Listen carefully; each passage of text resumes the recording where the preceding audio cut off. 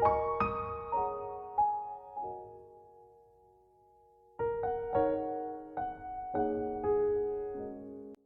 നമുക്ക് ഒരു 4 മണി പലഹാരം കുട്ടികളൊക്കെ സ്കൂളിൽ നിന്ന് വരുമ്പോൾ കൊടുക്കാൻ പറ്റിയ ഒരു ഡിഷാണ് ഇത്. നമുക്ക് വേണമെങ്കിൽ ബ്രേക്ക്ഫാസ്റ്റിന് യൂസ് ചെയ്യാം.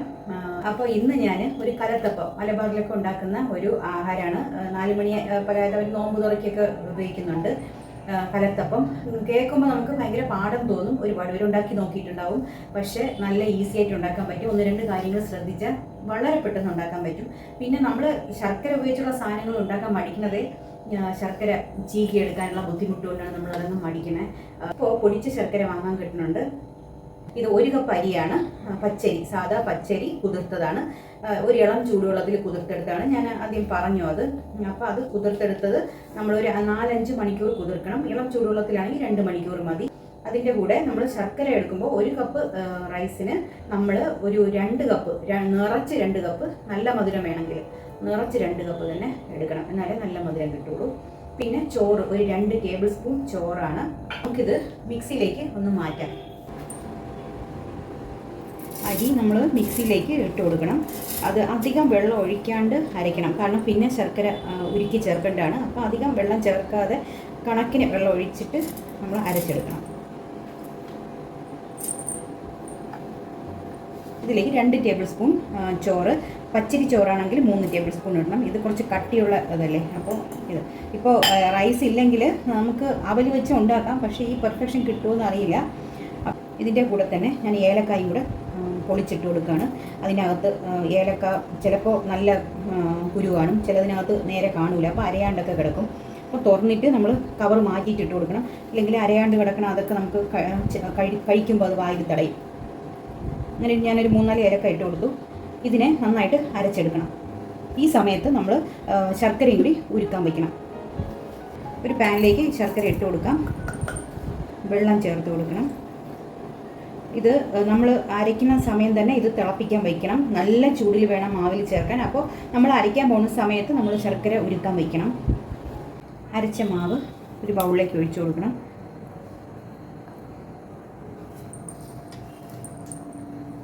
നമ്മൾ നല്ല നൈസായിട്ട് അപ്പത്തിനൊക്കെ അരയ്ക്കുന്ന പോലെ ഒരു തരിയും ഇല്ലാണ്ട് നല്ല നൈസായിട്ട് അരയ്ക്കണം, എന്നാലേ അത് നല്ല അറയായിട്ട് വരുള്ളൂ. ഇത് ചൂടോടെ നല്ല തിളച്ചത് അങ്ങനെ തന്നെ എടുത്ത് നമ്മൾ ഒഴിച്ചു കൊടുക്കണം. നമ്മൾ ഒഴിക്കുമ്പോൾ കുറേശ്ശെ ഒഴിച്ച് മിക്സ് ചെയ്ത് കൊടുക്കണം. വെന്ത് പോകരുത്. നമ്മൾ തിളച്ചത് ഒഴിക്കുമ്പോൾ ചിലപ്പോൾ വെന്ത് പോവും. അതുകൊണ്ട് നമ്മൾ കുറേശ്ശെ ഒഴിച്ച് മിക്സ് ചെയ്ത് കൊടുക്കണം.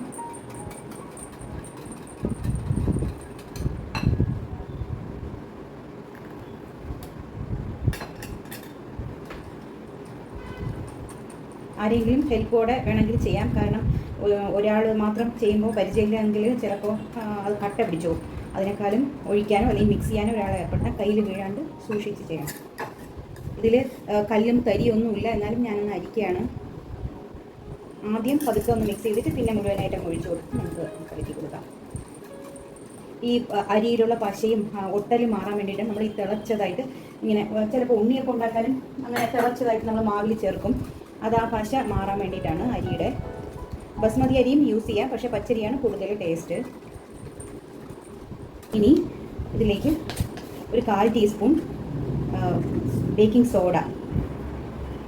ഇതാണ് ബേക്കിംഗ് സോഡയാണ്, ബേക്കിംഗ് പൗഡർ അല്ല. 1/4 ടീസ്പൂണാണ്. ഇത്രയും ഇത് ചേർക്കണം. ചേർത്തില്ലെങ്കിൽ ഇങ്ങനെ നല്ല അകത്തുള്ളിൽ നല്ല വെന്ത് കിട്ടൂല.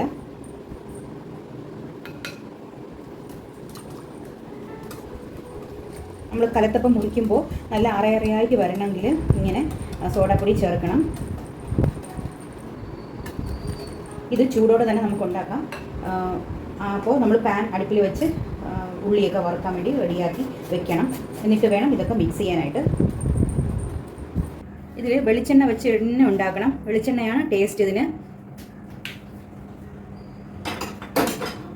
നെയ്യല്ല, വെളിച്ചെണ്ണയിലാണ് ഉണ്ടാക്കുമ്പോൾ നല്ല ടേസ്റ്റ് വരണം. ആദ്യം തേങ്ങാക്കൊത്ത് മൂപ്പിക്കാം. ഞാൻ സാധാരണ തിരികെ തേങ്ങ ഞാൻ ഇടും. തേങ്ങാക്കൊത്ത് ഇവിടെ അത്ര ഇഷ്ടമല്ല, അതാണ് ഞാൻ കുറച്ചിട്ടത്. നിങ്ങൾക്ക് വേണമെങ്കിൽ കൂടുതൽ ചേർക്കാം.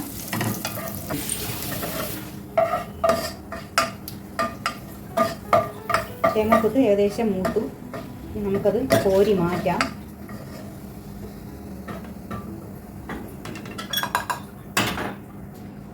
ഇനി നമുക്ക് കട്ട് ചെയ്ത് വെച്ച ഉള്ളി ചേർക്കാം. ഈ ഉള്ളി ചേർക്കുന്നതാണ് ഇതിൻ്റെ ടേസ്റ്റ്.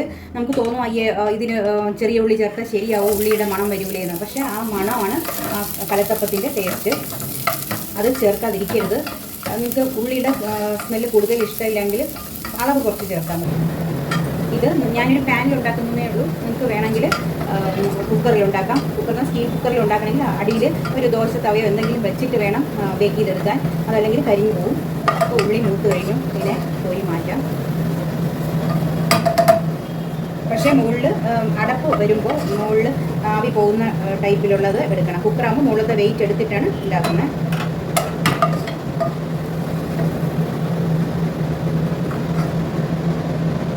കുറച്ച് ഇതിൽ കിടക്കുന്നുണ്ട്. നമ്മൾ ലാസ്റ്റ് മുകളിൽ ഇട്ട് കൊടുക്കണം. അല്ലാതെ മുഴുവൻ ഇങ്ങനെ ഇട്ടിട്ട് മാവ് ഒഴിക്കുമ്പോൾ അതിങ്ങനെ സൈഡിൽ മാത്രം ഇങ്ങനെ വന്ന് കിടക്കും. നമുക്ക് പിന്നെ മിക്സ് ചെയ്യാനും പറ്റില്ല. അപ്പോൾ ഞാൻ ഈ ഉള്ളി മൂപ്പിച്ച ഞാൻ ഈ പാനിലും കൂടെ ഉണ്ടാക്കുകയാണ്. അപ്പോൾ ഞാൻ കുറച്ച് ഇതിലേക്ക് ഒഴിച്ചു കൊടുക്കുകയാണ്. അതിൽ ഒരു മാരിനേഷൻ വരാൻ വേണ്ടിയിട്ട് മാത്രം.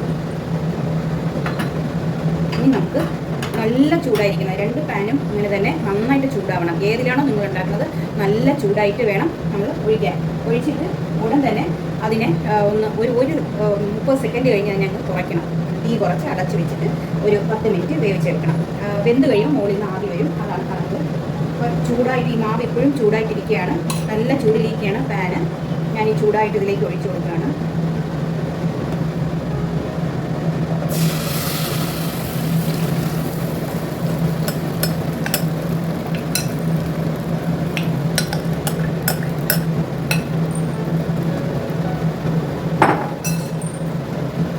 പുറത്ത് നമുക്ക് ഈ തേങ്ങാക്കൊത്തും ഉള്ളി മൂപ്പിച്ചത് ഇട്ട് കൊടുക്കാം.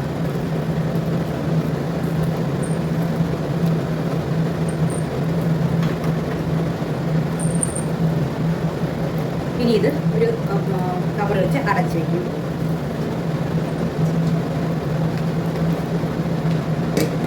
അടച്ചിട്ട് നമ്മൾ 10 മിനിറ്റ് ആകുമ്പോൾ ഈ ഹോളിൽ കൂടി ഒരു ആവി പോലെ വരും. അതാണ് വെന്ത പാകം. അപ്പോൾ ഇനി നമുക്കിത് കുറച്ച് വയ്ക്കാം. നല്ല ചൂടായി. ഈ പാനും നന്നായിട്ട് ചൂടായിട്ടുണ്ട്. അപ്പോൾ ഞാൻ ഇങ്ങനെ മാവ് മാറ്റി വെച്ചേക്കായിരുന്നു. അതിനെ ഒന്ന് മിക്സ് ചെയ്ത് കൊടുക്കണം. വെള്ളം മുകളിലായിട്ട് ഒന്ന് നിൽക്കും. അപ്പോൾ നന്നായിട്ട് മിക്സ് ചെയ്ത് കൊടുത്തിട്ട് ഇതിലേക്ക് ഒഴിച്ചു കൊടുക്കാം. അപ്പച്ചട്ടിയിലെങ്ങാനും ഒന്നൊന്നായിട്ട് വേണമെങ്കിൽ ഉണ്ടാക്കിയെടുക്കാം.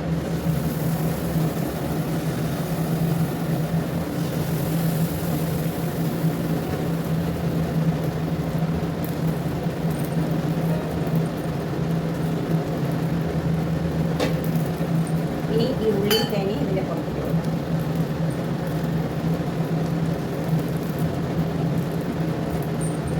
ഞാൻ എടുത്തു വെച്ച മാവ് ഈ 3 ഉള്ളൂ. ഈ കുറച്ചിട്ട് ചെറിയ തീയിൽ വെച്ച് വേണം ഉണ്ടാക്കാൻ. ഇത് ഞാൻ ഒരു പാൻ ചൂടാക്കി അതിൻ്റെ പുറത്തേക്ക് മാറ്റി. കാരണം എനിക്ക് അടി കട്ടി കുറവാണോ അത് കരിഞ്ഞു പോകുന്നൊരു പേടിയുള്ളതുകൊണ്ട് ഞാനിതിനെ ഇങ്ങനെ മാറ്റി. ഇതാവുമ്പോൾ നമുക്ക് പേടിക്കാനില്ല, അടിയൊന്നും കരിയില്ല. ഇത് ഏകദേശം ആയി. ഇതുവഴി ഇങ്ങനെ ആവി വരാൻ തുടങ്ങി. അപ്പോൾ നമ്മൾ ചെയ്യേണ്ടത് ആവി വരണല്ലോ എന്ന് അറിയാൻ വേണ്ടിയിട്ട് നമ്മളിങ്ങനെ ഒരു സ്പൂൺ എടുത്തിട്ട് ഇങ്ങനെ പിടിച്ച് നോക്കണം. അപ്പോൾ അതിലേക്ക് ആവിയുടെ ഇത് വരും, ഈർപ്പം വരും. അപ്പോൾ നമുക്ക് അറിയാൻ പറ്റും ആവി വരുന്നുണ്ടോ ഇല്ലയോ. അപ്പോൾ അത് സമയമായി എന്നാണ്. അപ്പോൾ വെന്ത് കഴിഞ്ഞു. അങ്ങനെ ഡൗട്ട് ഉണ്ടെങ്കിൽ കുത്തി നോക്കാം. പക്ഷേ എപ്പോഴും തുറന്നു കഴിഞ്ഞാൽ അതിൻ്റെ പരുവം മാറിപ്പോകും. അപ്പോൾ നമ്മളിങ്ങനെ ഓഫ് ചെയ്തതിന് ശേഷം ഒരു 10-20 മിനിറ്റ് ഇങ്ങനെ വെച്ചേക്കണം. എന്നാലും അതിൻ്റെ ഒരു കണക്കാവുള്ളൂ. അപ്പോൾ ഞാനിത് ഓഫ് ചെയ്ത് കഴിഞ്ഞു. നമുക്കൊരു 20 മിനിറ്റ് കഴിഞ്ഞ് നോക്കാം. ഞാൻ ആ പാനിലുണ്ടാക്കിയതും ഇങ്ങനെ റെഡിയായി. ഇത് കറുത്ത ശർക്കര ആയതുകൊണ്ടാണ് ഈ കളർ. നിങ്ങൾക്ക് വെള്ള ശർക്കര വേണമെങ്കിൽ യൂസ് ചെയ്യാം. ഈ പൊടി ശർക്കര കുറച്ച് കറുപ്പ് കളറാണ്, അതുകൊണ്ടാണ് ഈ കളറായത്. ഒരു ചോക്ലേറ്റ് പൗഡർ ഇട്ടതുപോലെ ആവും.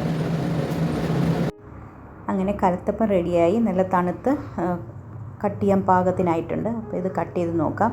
അപ്പോൾ ഇതിനകത്ത് നല്ല റേന്തിയായിട്ട് വരവരയായിട്ട് കാണും. അതാണ് അതിൻ്റെ പാകം. അത് വന്നിട്ടുണ്ടോ എന്ന് നോക്കണം. അതാണ് അതിൻ്റെ പാകം. അപ്പോൾ ഇത് നല്ല സോഫ്റ്റായിട്ട് നന്നായിട്ട് വന്നിട്ടുണ്ട്. അപ്പോൾ ഇത് ഇങ്ങനെ ഉണ്ടാക്കി നോക്കിയാൽ മതി, നന്നായിട്ട് വരും. എല്ലാവരും ട്രൈ ചെയ്ത് നോക്കണം. അപ്പോൾ വീഡിയോ ഇഷ്ടമായാൽ ലൈക്ക് ചെയ്യാനും ഷെയർ ചെയ്യാനും സബ്സ്ക്രൈബ് ചെയ്യാനും മറക്കരുത്. അപ്പോൾ അടുത്ത നല്ലൊരു വീഡിയോയുമായി കാണാം. ബൈ.